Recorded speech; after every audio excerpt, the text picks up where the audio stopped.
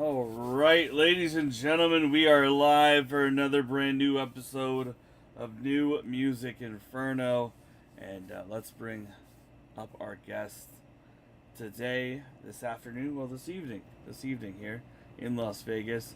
We have one of their own, one of their.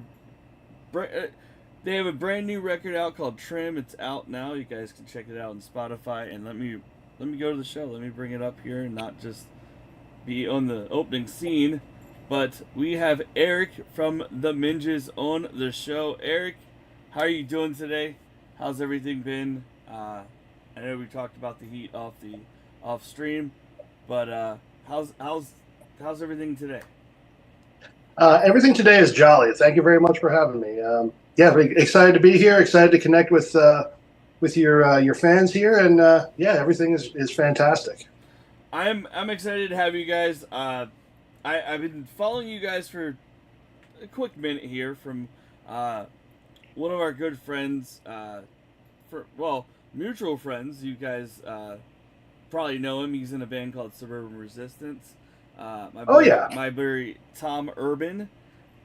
He's been posting a lot of photos from your guys' shows, and I'm like, I haven't been to one of these shows. Let me find out who these people are and listen to their music. And I happened to look on the Instagram, saw you guys were releasing the EP, and I was like, it's time to get them up here. It's time to get them on here and make them nationwide known, so to say, because how far have you guys gone out and played? Like, where have these shows gone so far for you guys? I mean, you guys are blowing up. I think you guys are just getting more and more shows. I keep on seeing the list grow and grow.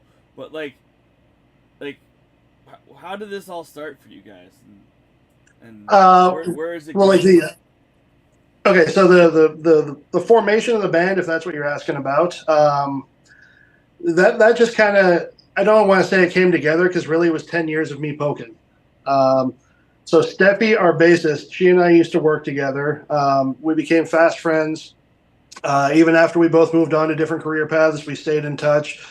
And for the better part of probably 15 years, I kept poking at her to do a band with me. Like, hey, let's do a band, let's do a band, let's do a band. I've been playing around the scene for years. She's been doing other things with Z-Rocker magazine and journalism and photography. She's also very involved in the music scene, but not in the capacity of playing. Well, it was finally one night we were out at a PT's pub, and I think she finally relented when she brought up the word Minge just in conversation and said she's going to bring that back. And I had a eureka moment. I said, that's the name of the band. And then she was kind of on board, and then it just kind of fell into place from there, so to speak. I recruited Joe, our guitarist, who he and I have been playing together in different projects for a very long time. So we're already familiar with each other. We already have that sort of music language, for lack of a better term. When we got going at first, we had another local artist, another front woman that came in, and she got us up off the ground, very much to her credit. She did a really good job. But she had some personal things come up in her life, and she couldn't commit to the band. So we were in a little bit of a limbo for a couple of months. And then it was another just kind of poking at it until I finally got a yes. But Jessie, our singer, Messy Jessie, she hadn't been in a project in a while. She had another band that had a little bit of success here locally, but that was very much in the rear view, and she was going through some life changes at the time. So she kind of needed something, she needed a project, she needed something to focus on. So that was another one. Every few days I was texting her, I was IMing her, I was doing all this stuff, just kind of, hey, just come to a practice. Just show up to a practice. You don't even have to play anything. Just show up to a practice and I'll buy you a beer and just experience the vibe. And she finally got on board, and it was that was another for lack of a better term, that was kind of another eureka moment where as soon as we started playing and she came in and we heard her voice and just her vibe and everything else, all three of us that were already here, we just kind of looked at each other and did like, this is it. So that was the genesis of the band, really, and from there, I mean, it's just taken off exponentially. I can't really put my finger on it. I've tried to figure that out. I don't know why, so I'm just gonna have us keep being ourselves and see where it takes us. I think it's just because it's the sound of the band and the energy that you guys all bring to it. I think it's what is happening with people finding out about it, and it's like the sound of the band, the music, it's all of it. That's why you guys are growing and getting out there more and more. And I'm looking at the list of shows. You guys have one coming up here in 3 days at the Pass Casino down in Henderson. Yep.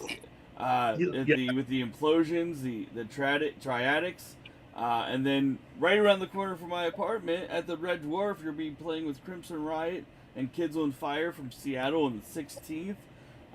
Yep. So, where? Okay, so I'm gonna ask you guys this. Like, it looks like you guys are going out to Washington with this, and Anaheim in December. Where do you guys see yourselves in 2025? Are you guys gonna maybe book a semi-national tour or with?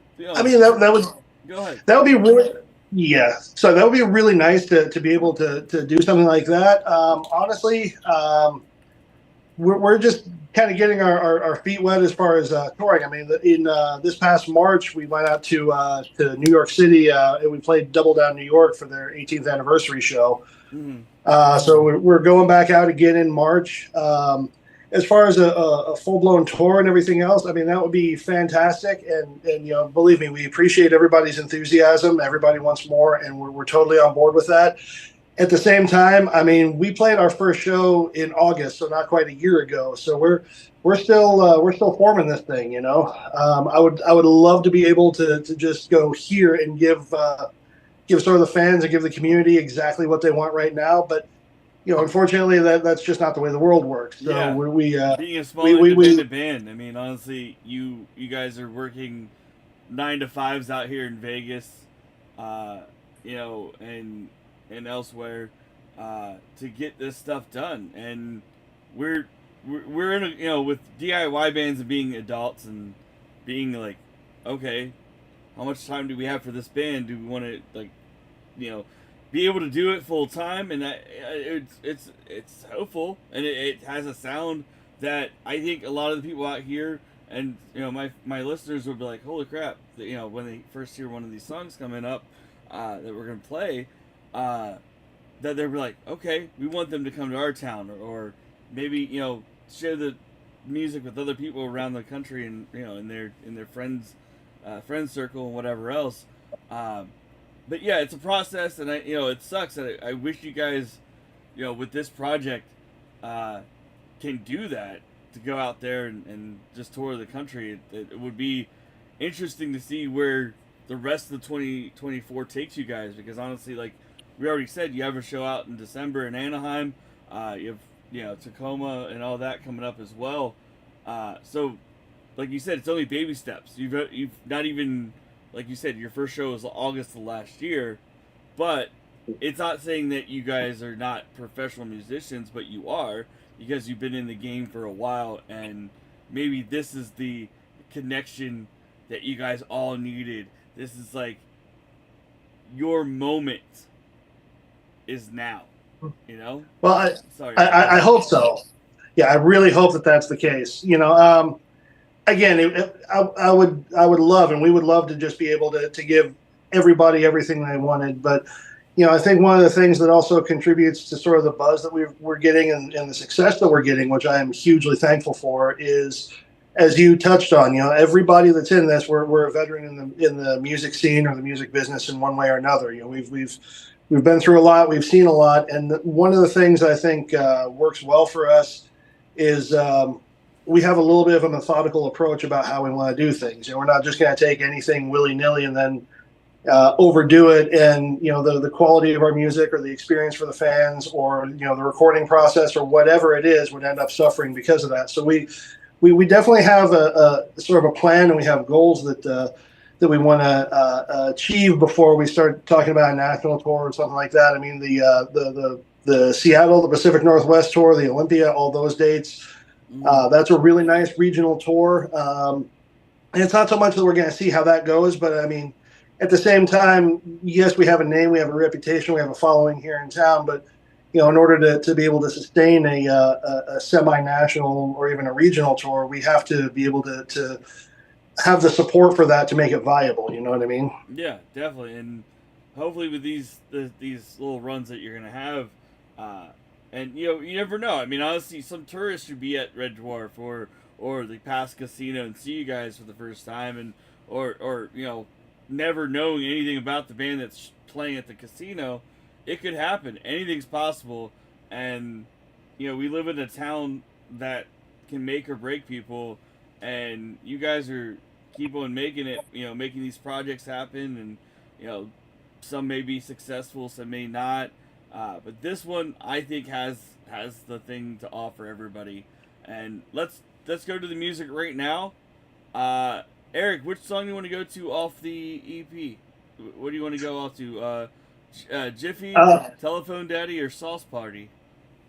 Well, because I wrote 90% of the words on that, let's do Sauce Party. All right, ladies and gentlemen, here is Sauce Party by the Minges off their EP called Trim, and let's go right now to it.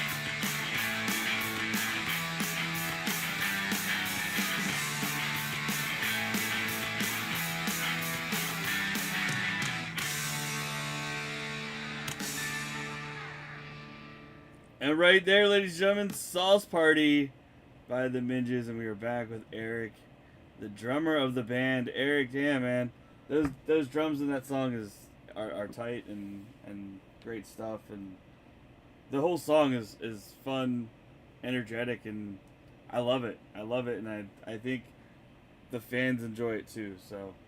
Well, thank you very much. That was we were pleasantly surprised with the quality of the production and just the finished product of it. I mean, we're very happy with it. It's a great EP. The sound, energy, and what was the process? I mean, being that you guys are veterans in the music industry, how was this recording process different from the other ones that you guys have done in your careers? for you personally? Um, I know you've been in multiple projects, like you said. So go ahead and touch on that. yeah, as far as the recording process, I mean, it was pretty darn straightforward. We went and recorded with Cody at Asteroid M Records. He also mixed all of our stuff. Did a fantastic job. What I think probably set this recording session apart from others that I've taken part in the past is Cody runs things on a little bit looser of an environment. He'll absolutely call you out and tell you when you made a mistake or something like that, but it's not like the angry drill instructor, which I've been part of, with some producers that just become a little bit overbearing, or maybe they're just searching for something and they can't quite verbalize it, and you're not giving it to them. But yeah, I mean, it was a really, really good process. And the one question that Cody kept asking, consistently of all of us when we were laying down our parts was, he would kind of ask us to gauge ourselves. He said, would always say, is that it? Is that the take? Or do you think you have something better in you? And, we would kind of just keep ratcheting up and up and up and up until you hit a point where you're not improving anything. You're in an area of diminished returns, and then we call it at that point. So he's very good at extracting the best out of yourself that you're capable of getting, and we all appreciated that very, very much. So yeah, just hats off to Cody. He runs a really good program. His studio, the experience, everything is top notch, and we will definitely be going back and recording the rest of the album with him when that's all ready to happen. Nice, and like you said, and it sounds like Cody, everybody wants to work with Cody now. So everybody, hit up Cody. Get your project done by Cody now, because this record sounds great. And I mean, I was listening to it the first time the other day when I wanted to set up this whole stuff here with you guys. I was like, wow, this is high energy. It's just fun stuff, and you said you wrote most of that song. Are you the core writer, or how does this whole writing process go down for this band? This go around. In this band, I'm not going to try to derail too much here, but we're in a really, really fortunate position with this band. We have four very distinct personalities that we all happen to get along extremely well, and we all truly love each other. But as far as the process goes, we don't have a core writer. We don't have anything like that. We're four decent musicians in our own right. All four of us are capable of writing a song. We've all done it before. Usually what the process is somebody comes up with a concept. And usually whoever comes up with a concept, we will write out as many lyrics as we can, and then bring it to the group and just kind of go over the lyrics and the cadence that we have in our head, and then we all structure it from there. It doesn't really happen too often in this band where somebody just comes up with a riff and we run with it. It usually is more concept driven than that. Usually we have a concept, and then we just kind of all pitch in and we all do our parts. And that's another thing I think we're very fortunate in, is this band isn't like anything else that I've been in, where you have maybe one or two people that are kind of pulling the line and pulling things forward. Everybody contributes. Everybody does their part. We all work towards the same goals. I mean, we all have different roles, obviously, but we really don't have any slackers in this band. Everybody is pulling in the same direction 100% of the time, and so far it's working out really well.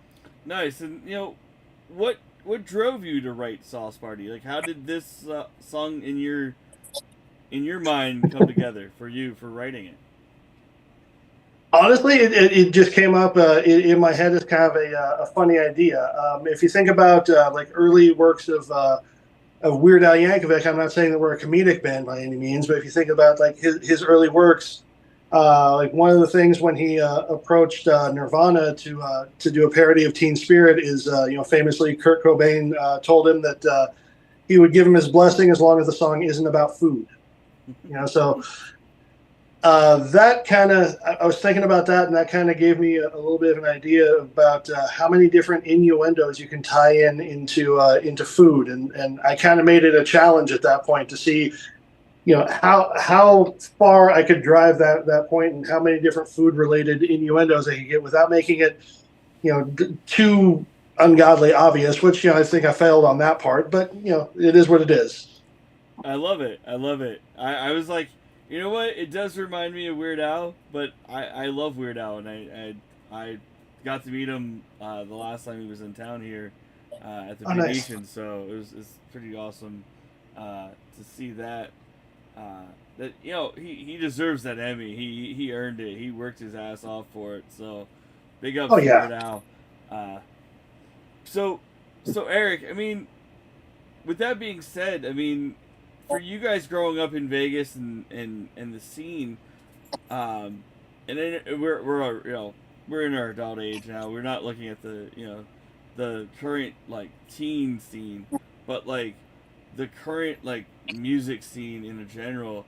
How has it changed over the years for you guys? Just speaking for myself, I've been involved in the local scene, and mostly the punk rock side of that scene for a long time.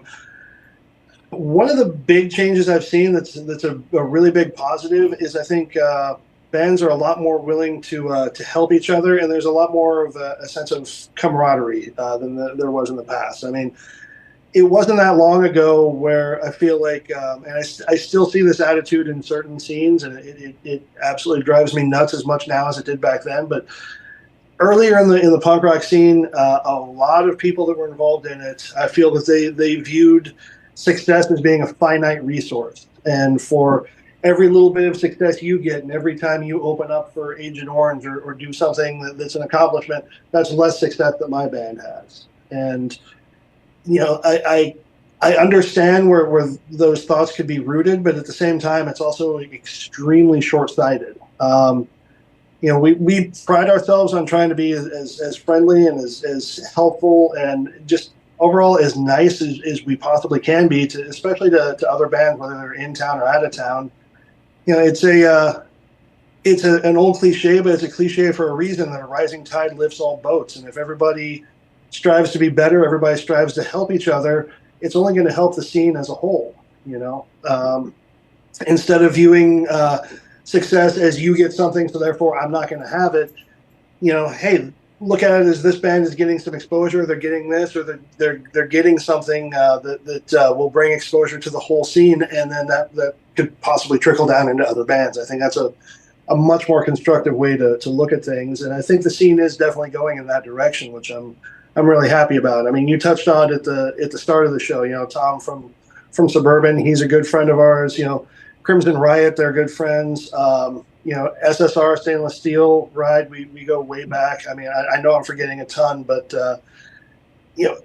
there really aren't a whole lot of bands here in town that we just honestly don't like the people in. We always we try to be good and accommodating to everybody, and I think that's very helpful. Yeah, and touch on Tom again. It's just amazing to see how they're doing, and every direction that Suburban Resistance is going, and like you guys are, hopping on the scene, less than a year ago, and now you've done that. Uh, okay, someone that's cool that you're going to the baseball game. There you go, Caps in the chat. I'm like, you're talking about a baseball game. I'm like, why? And just to see how he's doing, and Tom, is in Familians as well, which is great.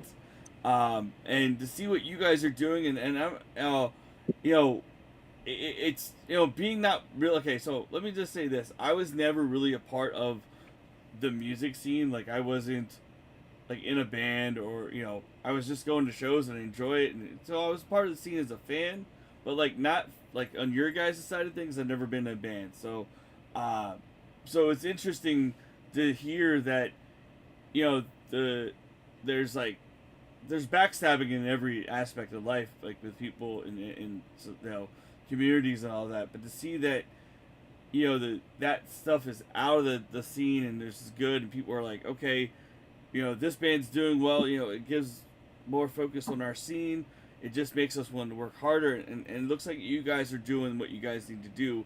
You're working harder. You're getting the stuff all together, and it's working. And so I think in 2025 it's gonna just be another step for you guys. You guys are just gonna be on a whole nother level of fandom and success. In just that you guys are seeing what the other bands are doing, but you're doing it in a different level. You're gonna do it your style, and I like that.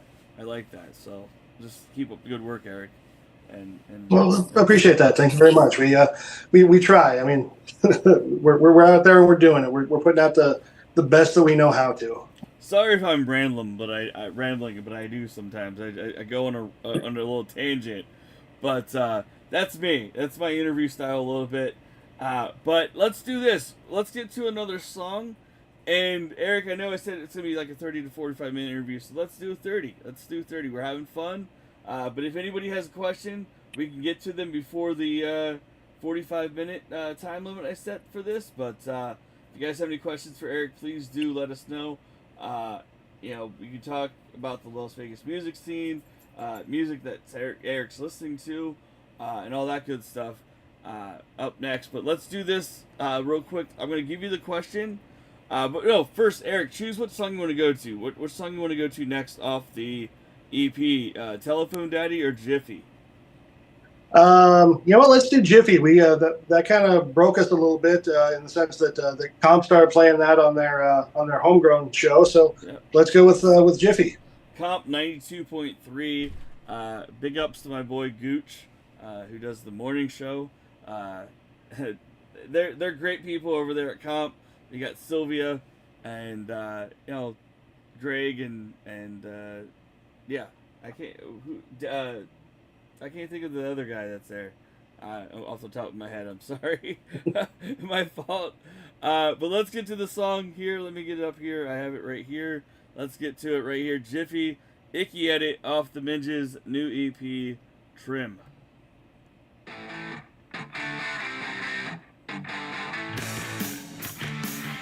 Oh wait.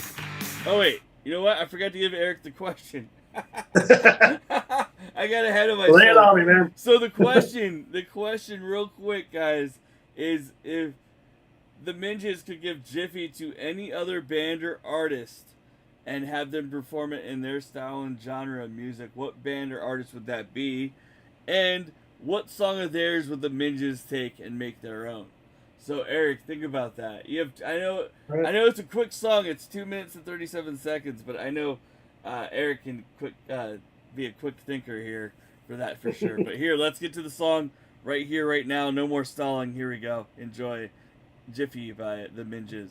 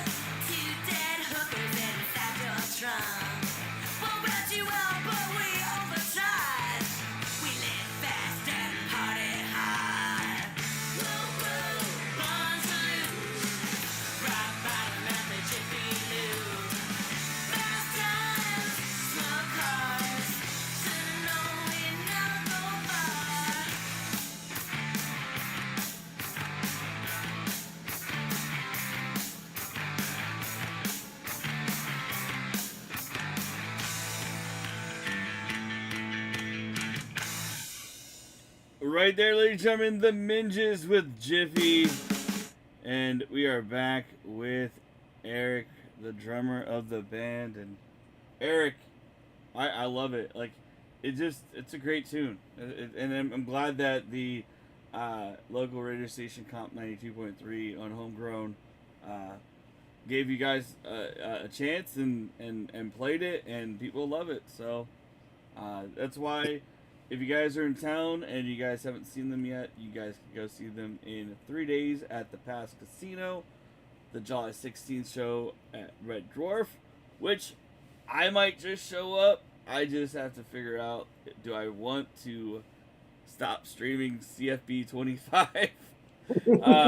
Or do I want to come to a show and more put their content out for them on my own socials so they can get a little national news more about them?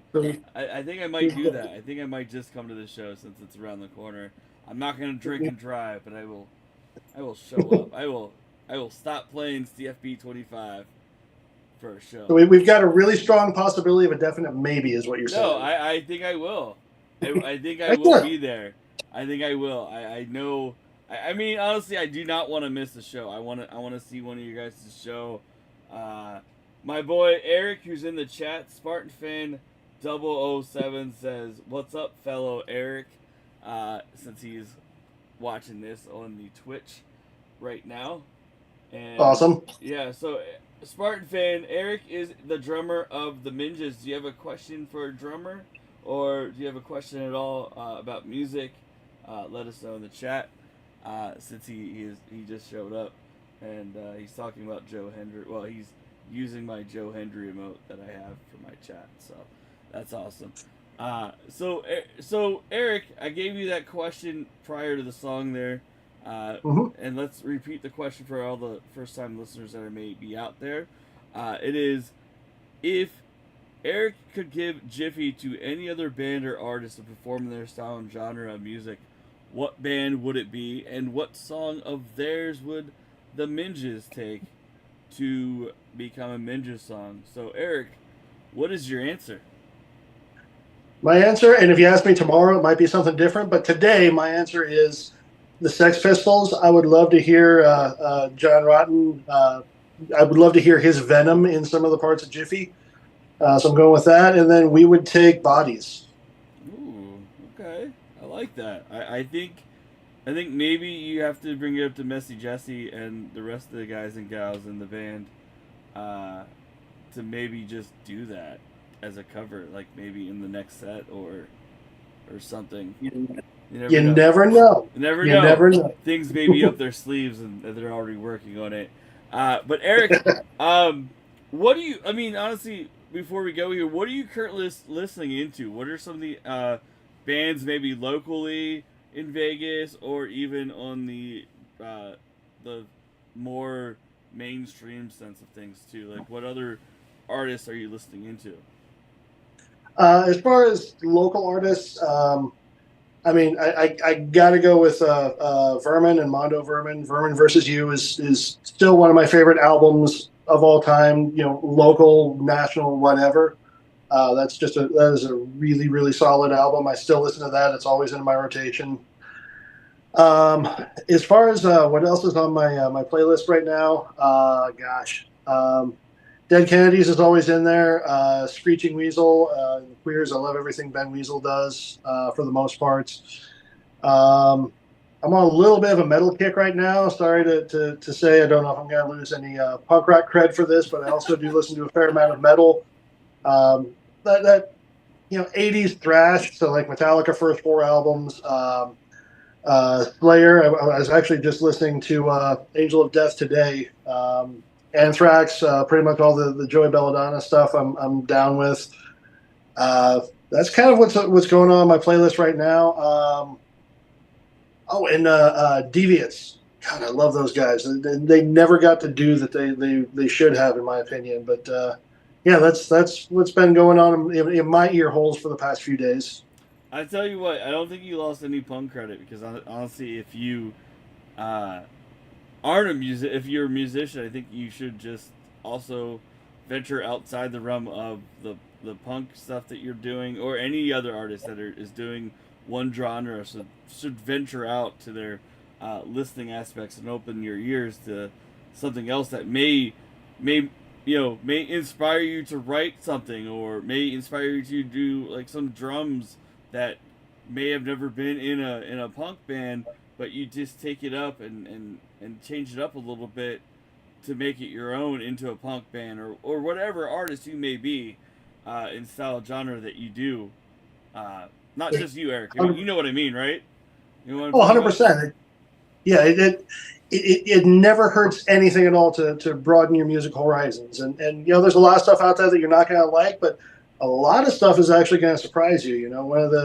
One of the sort of things that I like to say is, art is the embodiment of emotion, and music is the spoken and the written language of emotion. So find stuff that for whatever reason, it doesn't matter if it's freaking Dead Kennedys or whether it's Justin Bieber. If it pulls at the emotional strings in the way that you're looking for, that you like, then by all means pursue that. You have absolutely nothing to lose and everything emotionally to gain from that. Definitely, definitely. Well, Eric, I want to thank you so much for being here. I know my listeners are enjoying it. They come and go at a rapid pace a little bit, so they may not be live here because it's 8 o'clock Eastern and it's midday, midweek. Maybe they're watching AEW, but it's all good. We're here, and I love your support, people. When you guys view this and listen to it, I know Eric does too. So if you guys are a fan of the Minges, go follow them on their socials. Eric, go ahead and tell everybody your socials, and anything else you want to say to the fans out there listening in. And thank you very much for being here. It's an honor and a privilege to have you here. Well, thank you very much for the invite. Thank you for having me. I feel exactly the same way. Anytime we get a chance to sit down and talk with some cool people, I'm all about it. As far as how to hit us up, the old school socials: Facebook, Instagram, YouTube. We're starting to develop TikTok a whole lot more now. But the Minges or _Minges, depending on what platform you're on. But check us out as far as show dates and announcements and everything. It's all listed on our socials. I don't want to try to tell you exactly what's going on the top of my head, because I'm going to get it wrong if I don't have it in front of me. But go onto the socials, check it out, and thank you very much for having us, and for everybody that comes out and supports us. I mean, it means the world to us. It really does. We try to do the best job that we know how to, and just to see the enthusiasm from the people that are coming out and seeing it. That really is what makes it worthwhile. That's what makes it fun, is to put smiles on the faces. Well, guys, before we go, just don't forget this coming weekend, guys. If you're in Vegas, the Pass Casino with the Implosions and the Triadics, July 16th at Red Dwarf with Crimson Riot and Kids on Fire. 24th is at Lucky Joe's. It's Messy Jesse's 40th with Elvis Was a Punk Rocker and Sissy Brown. And then at the usual place on August 23rd with Suburban Resistance, The Drowns, and The Last Gang. I was actually at the usual place this past weekend for a show for the first time, and sounded really good. I like the little venue. I like how it's tiny. It's small, but it's very doable. Yeah, they have a really good setup there. And as far as that Drowns and The Last Gang show, again, check us out on socials, because you do need to have tickets for that. But there's a link on our website for tickets, and a lot of times the promoter will do 2-for-1s and things like that. So definitely check it out through our socials on that. Follow that link. Definitely get tickets, guys. Get tickets for that show. Buy it, sell it out, pack that place. End the summer the right way, August 23rd. But Eric, thank you so much for being here. Keep on kicking it. Send my love to the rest of the band, and definitely I will see you guys on July 16th. Absolutely, man. Thank you very much for having me. No problem. And everybody, that was Eric from the band The Minges, and we are going to be raiding out here, and we can't raid Shano because we don't have enough people, I think. But it's okay. We're going to raid somebody else. And I will find out who to raid in a second. Let's see. Who do we want to raid? Who is live on the Twitch?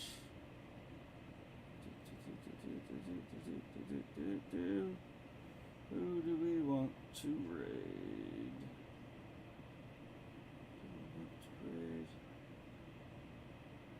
Let's go with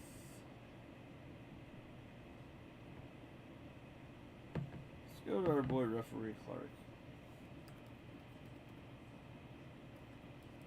He's playing a little Elden Ring, and he's a good dude. So we love you all, and we'll see you all later.